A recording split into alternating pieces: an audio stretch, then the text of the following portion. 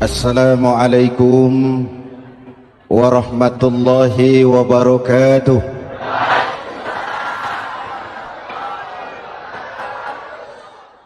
Alhamdulillah wassalatu wassalamu ala Rasulillah Sayyidina Muhammad ibn Abdullah wa ala alihi wa sahbihi wa mawala, amma ba'du. Saudara-saudara kaum muslimin di seluruh tanah air, hari-hari pada minggu akhir Ramadan kita bersama-sama menyaksikan sebuah fenomena tentang pindahnya kegiatan umat dari masjid ke pasar, dari masjid ke terminal, dari masjid ke stasiun, dari masjid ke bandara. Apa boleh buat, itulah wajah kita, bahwa lebaran artinya mudik, bahwa lebaran artinya baju baru dan makanan. Lebaran berbeda dengan Idul Fitri. Lebaran adalah tradisi yang setiap kita boleh ikutan. Siapa saja boleh ikut lebaran, tapi tidak tiap orang bisa merayakan Idul Fitri. Mau puasa atau tidak puasa boleh lebaran, tidak dilarang sama petugas keamanan. Mau ibadah Ramadan atau tidak melaksanakan ibadah Ramadan boleh ikut lebaran, tapi tidak berarti merayakan Idul Fitri, karena selalu ada kos dari apa saja yang kita lakukan. Saya mau cerita, mau dengar nggak?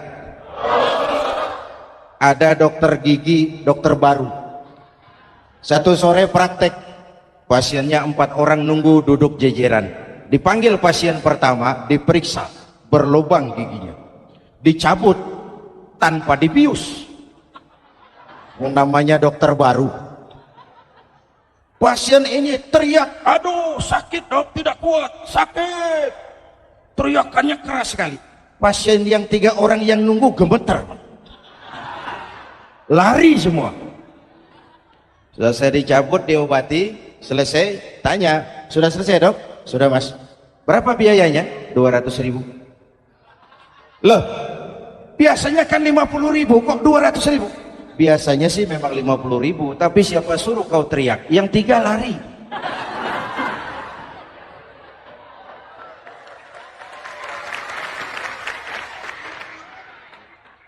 Cerita pendek ini ingin berpesan kepada kita, selalu ada ongkos yang harus kita bayar dari apa saja yang kita lakukan. Mau ibadah atau tidak, mau jadi orang baik-baik atau jadi bajingan paling tengik, mau berbuat salah atau berbuat soleh, selalu ada kosnya, selalu ada ongkosnya. Kita bicara kembali kepada fitrah, Idul Fitri. Bagaimana caranya? Pertama, saya ingin mengutip bagian pendek dari ayat 185 Al-Baqarah. Walitukmilul iddata walitukabbirullaha ala ma hadakum wala'allakum tashkurun. Ada 4 hal dari cuplikan ayat pendek ini. Pertama, walitukmilul iddata, hendaknya engkau sempurnakan jumlah bilangan hari puasamu. Berpuasa sebulan penuh. Sebulan penuh itu bisa 29, bisa 30. Pak, kalau beda pendapat bagaimana? Ada yang lebaran tanggal 5, ada yang lebaran tanggal 6. Hadirin, bagi yang punya kemampuan berijtihad, silahkan melakukan ru'yatul hilal. Bagi yang tidak, lebih aman ikut pesan Nabi. Apa pesan Nabi? Fa iza ikhtalaftum fa'alaikum bis-sawadil a'zam ma'al haqqi wa ahlihi. Kalau kamu berbeda pendapat, ikut golongan terbanyak yang benar dan ahlinya. Jadi walaupun banyak, kalau tidak benar dan bukan ahlinya, tidak usah ikutin. Banyak, benar dan ahlinya. Contoh, 100 insinyur berbeda pendapat dengan 10 kiai tentang doa kunut. Yang diikuti pasti 10 kiai, bukan 100 insinyur. Betul? Atau sebaliknya, 10 insinyur berbeda dengan 100 kiai tentang konstruksi jembatan. Yang diikuti tentu 10 insinyur benar dan ahlinya. Maka yang paling aman kita punya Departemen Agama. Departemen Agama punya ahli dari MUI, dari Nahdlatul Ulama, dari Muhammadiyah, dari Al-Wasliyah, dari Syarikat Islam, dikumpulkan melakukan Ru'yatul Hilal. Yang paling aman dengerin saja pengumuman Departemen Agama.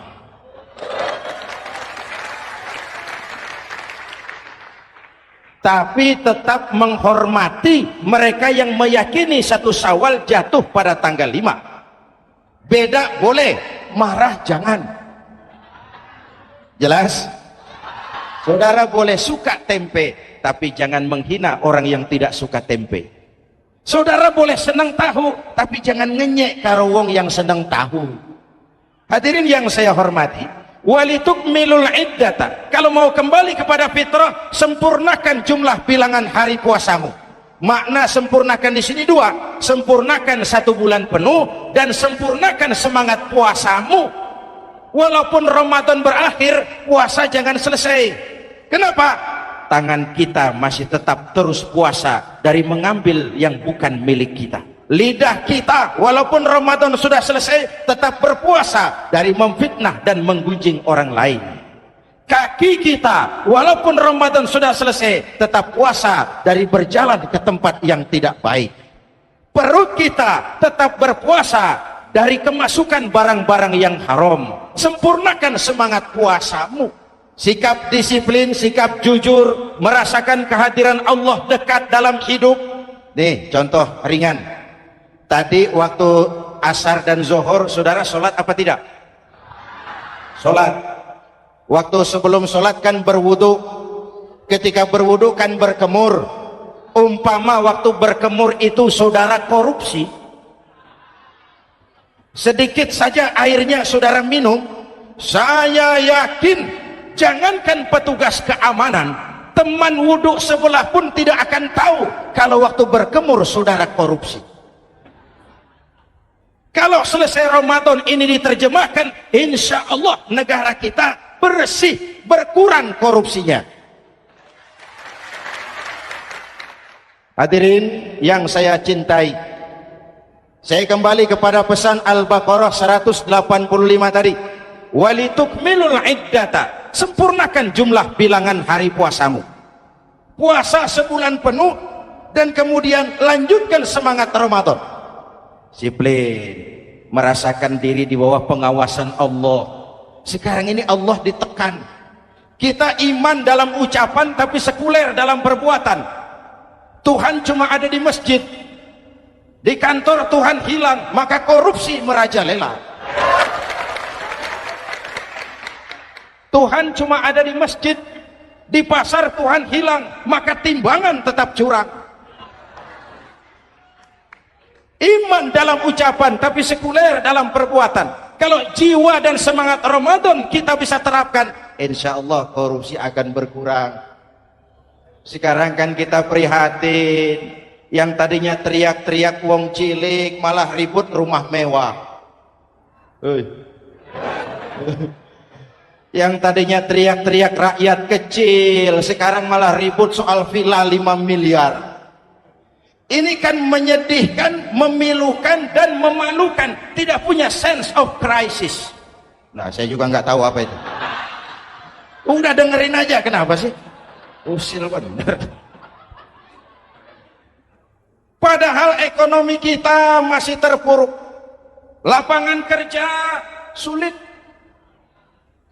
jumlah pengangguran rata-rata 2 juta orang per tahun. Lapangan kerja baru sulit terbuka karena investor jangankan yang dari luar mau masuk, yang di dalam siap-siap keluar.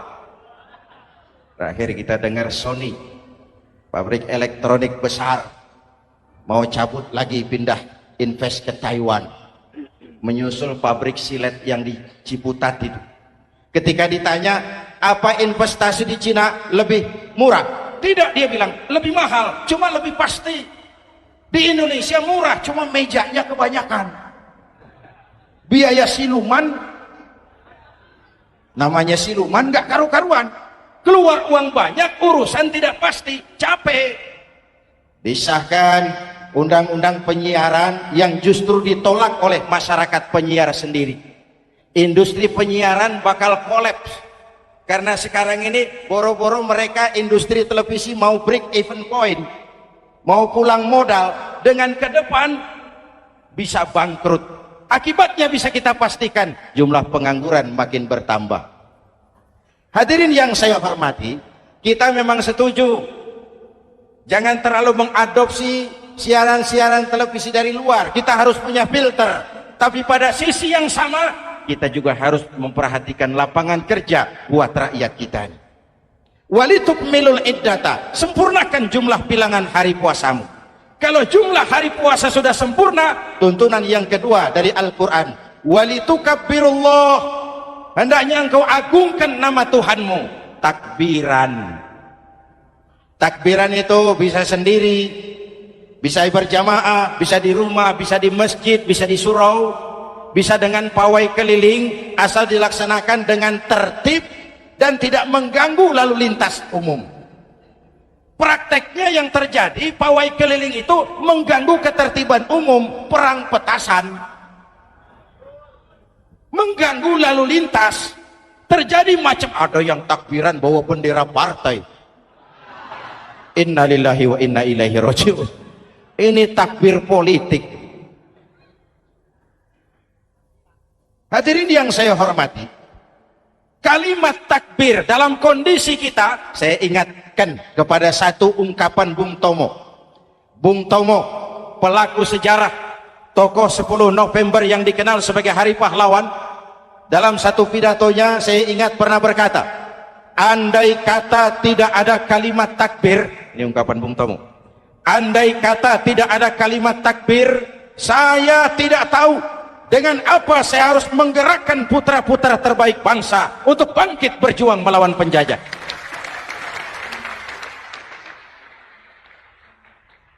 Ketika Allahu Akbar, itu londo, kelihatannya kecil, meriam nggak meleduk. Dahulu orang-orang tua kita cuma ada dua kata, merdeka atau mati. Tidak berpikir, nanti kalau menang dan merdeka, saya jadi wali kota di mana?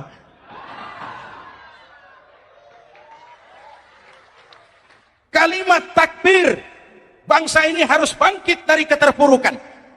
Bangsa ini harus bangkit mengejar ketinggalan-ketinggalannya.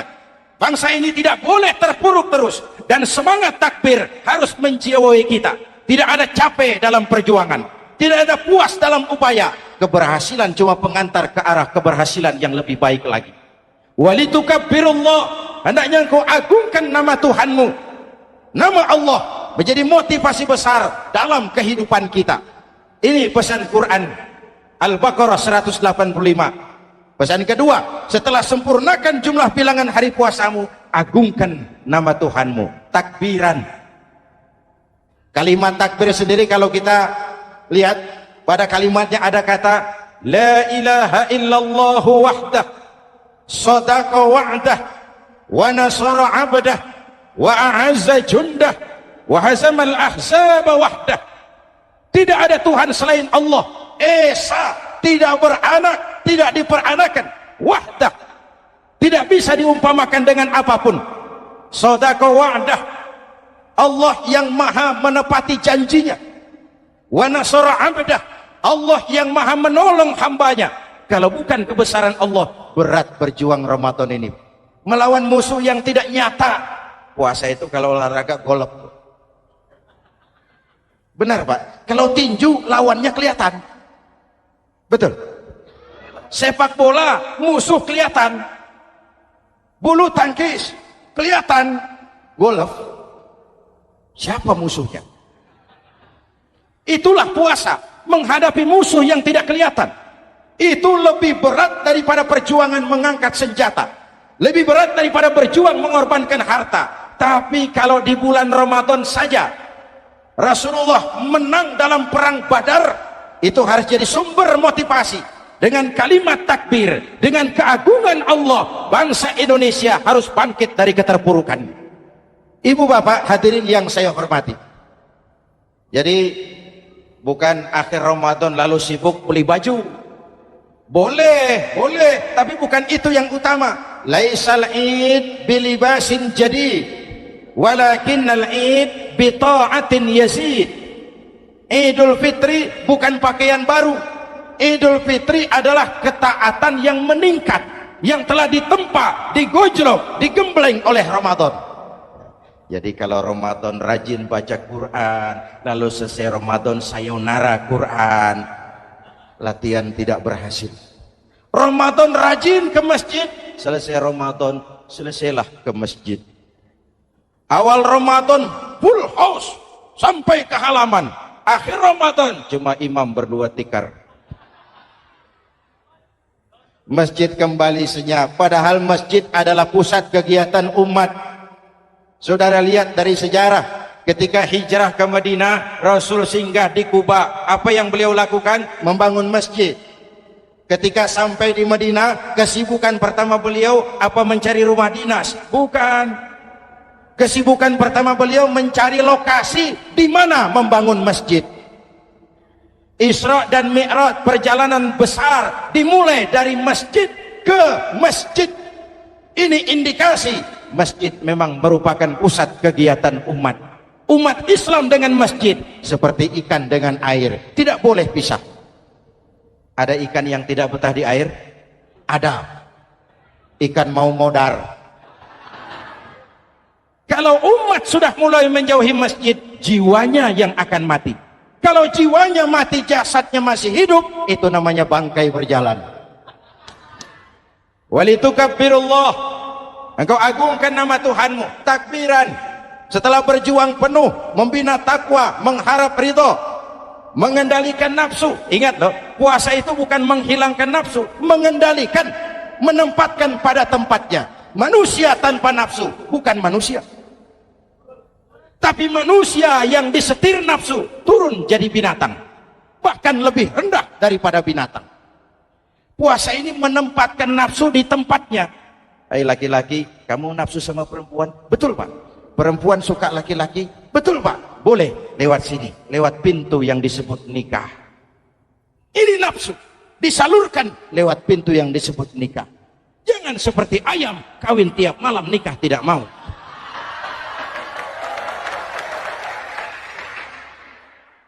Hai manusia, nafsu kepada materi, kepengen kaya? Iya Pak. Boleh.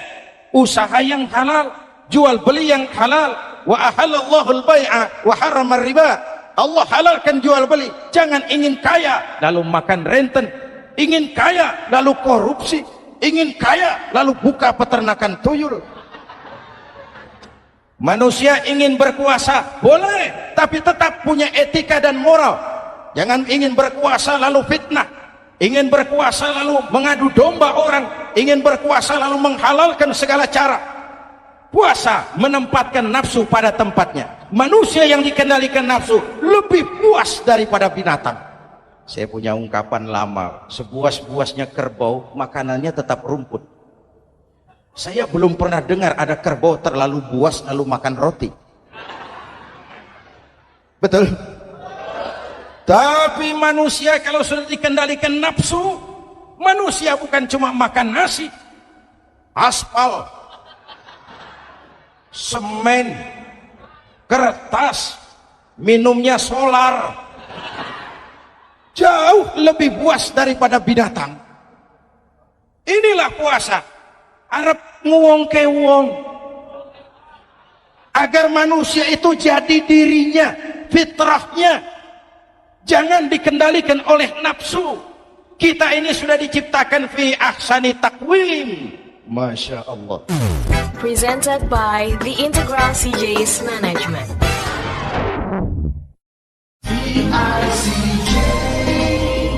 Hadirin, yang ketiga pesan Al-Baqarah 185 tadi. Setelah sempurna jumlah bilangan hari puasa, lalu mengumandangkan takbir, membayar zakat fitrah. Kenapa itu kita lakukan? Mengagungkan nama Allah ala ma hadakum. Agungkan nama Allah yang telah memberikan hidayahnya kepadamu.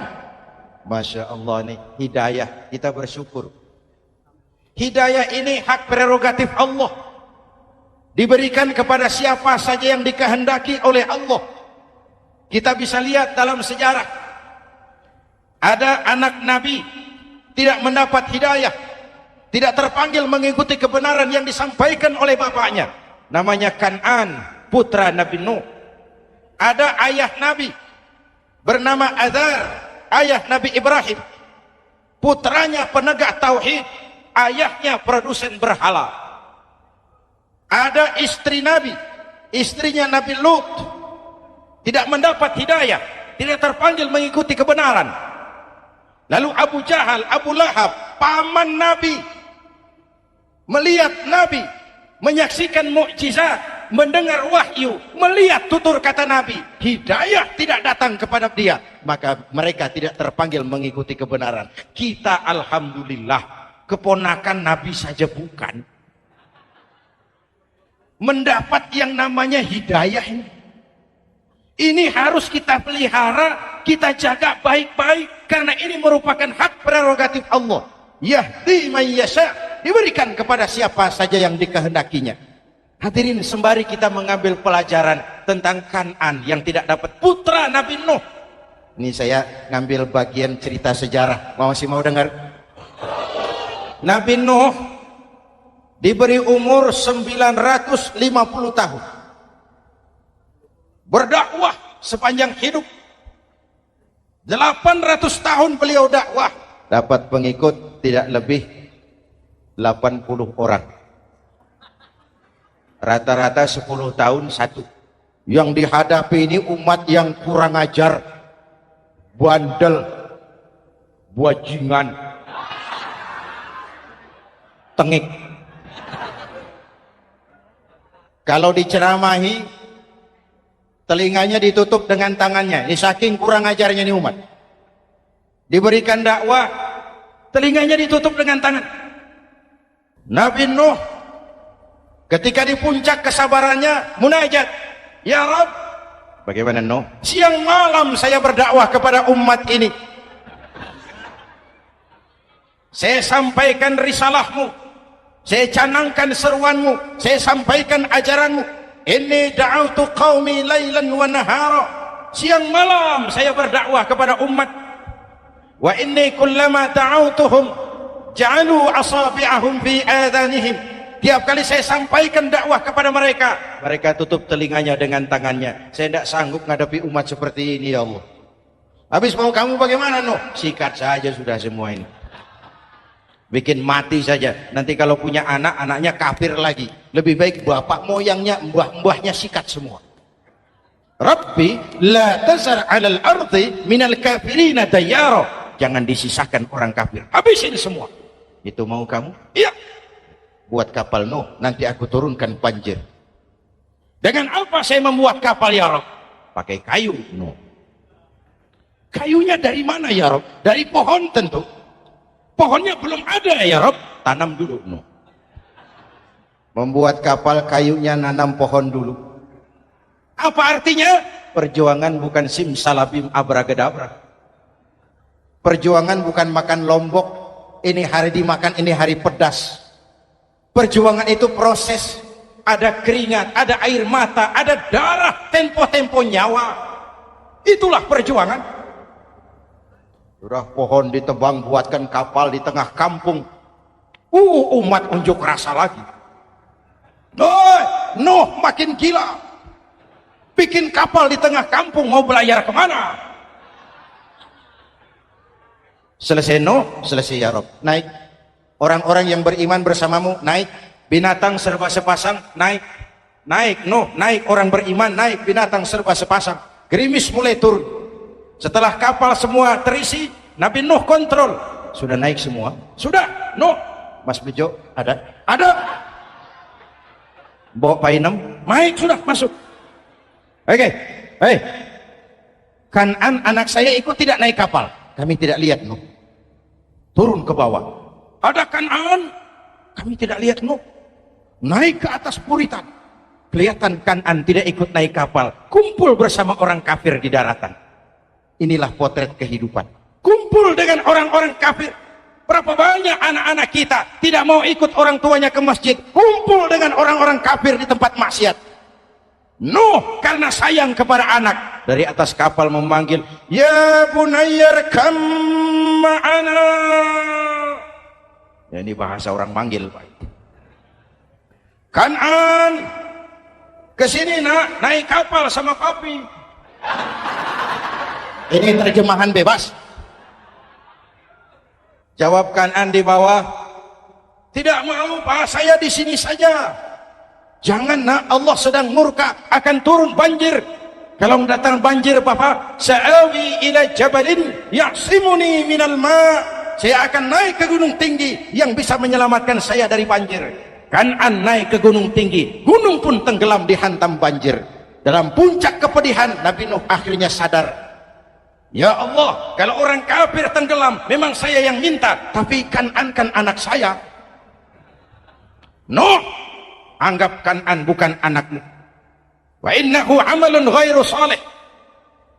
Nuh sadar, akhirnya bilang, ana urid wa anta turid wallahu fa'alun lima yurid. Aku punya kemauan, kau Kan'an punya kemauan, Allah juga punya kemauan. Kemauan Allah lah yang akhirnya jadi kenyataan. Nek sekarang juga kita ngadepi musim banjir. Bukan banjir air saja, banjir peradaban-peradaban yang masuk ke negeri kita. Banjir maksiat, banjir munkarot. Kalau kita sudah ke masjid, kita sudah naik kapal. Tolong kontrol anak-anak kita. Tolong kontrol tetangga kita. Ayo naik kapal, banjir.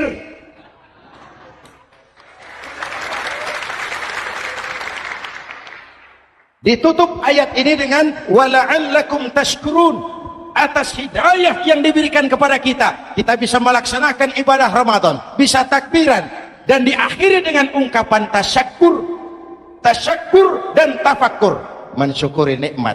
Saya berulang kali mengingatkan, nikmat bisa berubah menjadi azab kalau kita tidak pandai mensyukurinya.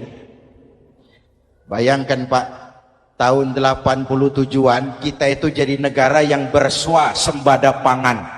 Beras kita cukup untuk rakyat kita. Sekarang kita jadi pengimpor beras terbesar. Kita beli beras ke Vietnam, kita beli beras ke Thailand, ke negara-negara yang lebih kecil dari kita. Kenapa? Karena sawah kita tanami gedung dan beton. La in syakartum la azidannakum wala in kafartum inna adzabi lasyadid. Kalau kamu bersyukur, aku tambah nikmat.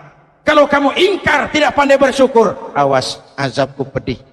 Maka ungkapan saya, orang kaya bisa masuk surga karena hartanya, orang kaya bisa masuk neraka juga karena hartanya. Syukur apa tidak syukur? Pejabat bisa masuk surga karena jabatannya. Pejabat banyak yang masuk neraka juga karena jabatannya. Syukur apa tidak syukur?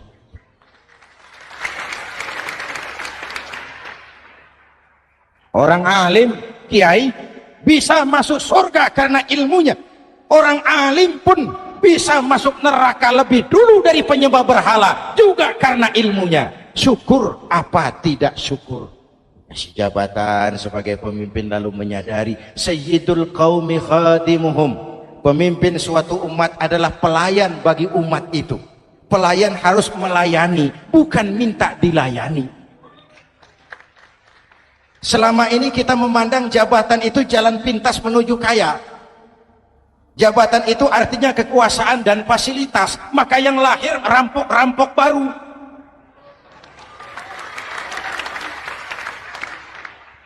Jabatan adalah alat untuk pengabdian di tengah rakyat yang sedang susah, di tengah negara yang sedang terpuruk. Kita memerlukan pemimpin-pemimpin yang sadar sayyidul qaumi khadimuhum. Pemimpin suatu kaum adalah pelayan bagi kaum itu sendiri. Ibu bapak hadirin yang saya hormati, dengan mensyukuri itu maka makna Idul Fitri meresap kembali kepada fitrah kita sebagai manusia, fitrah kesucian. Secara sederhana orang gambarkan kembali kepada fitrah seperti bayi baru dilahirkan oleh ibunya, bersih, suci, tanpa dosa, lantaran sudah dibersihkan oleh ibadah Ramadan. Tapi para ulama khalaf Ada yang mengartikan fitrah itu kecenderungan kepada kebajikan, kecenderungan kepada kebaikan, itu juga fitrah. Kembali kepada fitrah manusia, kecenderungan untuk berbuat baik. Kita lahir bayi tidak punya dosa, betul? Tidak ada dosa warisan dalam Islam. Kalau harta warisan ada, dosa warisan tidak. Karena itu dalam Islam juga tidak ada penebusan dosa.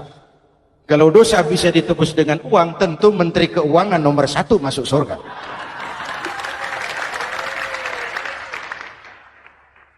Dosa dalam Islam ditebus dengan taubat, langsung kepada Allah, sonder calo.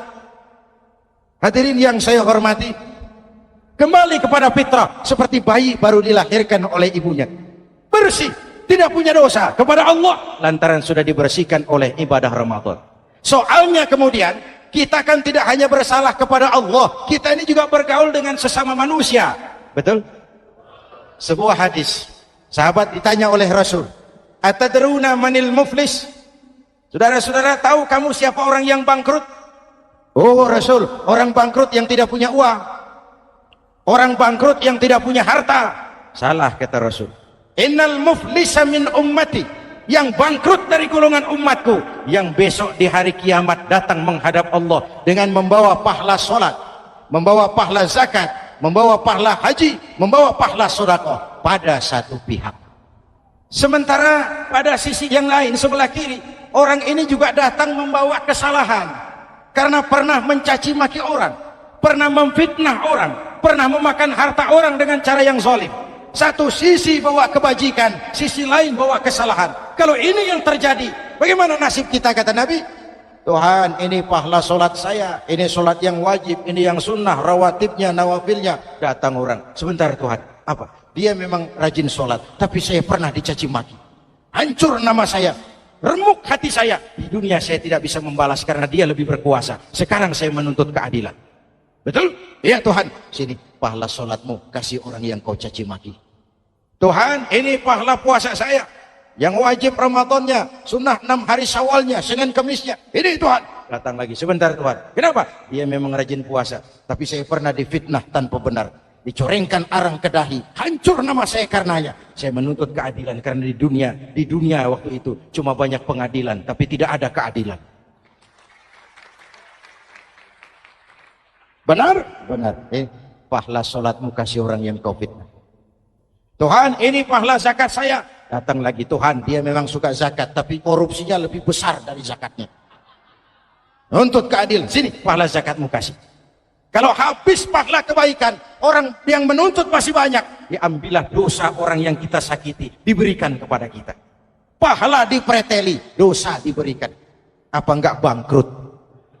Ibarat orang dagang, modal habis, tagihan hutang datang terus. Kenapa? Orang ini cuma baik hubungannya kepada Allah, tapi tidak baik hubungannya dengan sesama manusia. Karena itu, dalam konteks dengan fitrah, manusia makhluk yang fitrah. Apa fitrah itu? Pertama, manusia makhluk yang bertuhan. Itu fitrah. Mengingkari Tuhan, mengingkari fitrah. Yang kedua, manusia makhluk sosial, zon politikan. Itu fitrah. Kita tidak bisa hidup sendiri. Betapa dan siapapun kita memerlukan yang lain. Maka nuansa Ramadan intinya adalah silaturahmi. Nuansa Idul Fitri, silaturahmi antar sesama kita. Ada baiknya saya ingatkan lagi sebuah hadis. Masih mau dengar? Selesai sholat Id, sahabat mendengar Rasul mengucapkan amin 3 kali. Amin, amin, amin. Ya Rasul, ada apa? Tadi turun Jibril selesai sholat, mau berdoa. Muhammad, aku mau mohon kepada Allah, mau kau aminkan? Silahkan Jibril. Jibril doa, Rasul amin. Doanya 3 macam permohonan, maka Rasul 3 kali mengucapkan amin. Kalau sudah Jibril yang doa, Rasul yang amin, apa ya doanya ditolak? Apa isi doanya? Yang pertama, ya Allah, doa malaikat Jibril, hari ini 1 Syawal, waktu itu doanya, saya mohon kepadamu, jangan engkau terima puasa dan ibadahnya anak yang durhaka kepada ibu bapaknya. Rasul mengucapkan amin. Renungan buat kita. Itu sebabnya barangkali sesibuk-sibuk di Jakarta masih mau mudik nemui orang tua.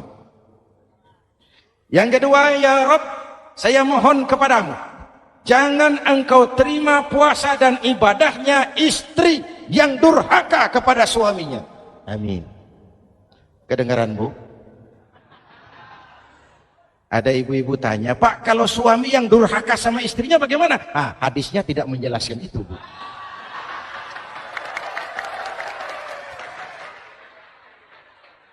Lo menang sendiri.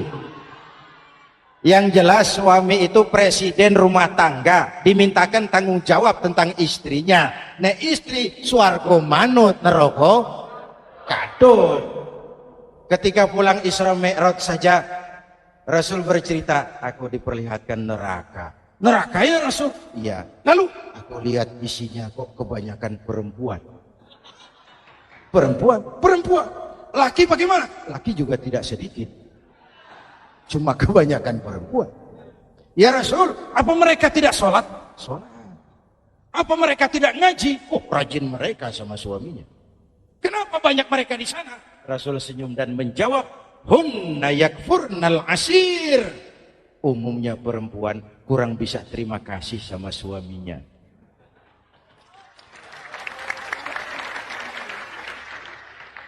Ini penyakit turunan.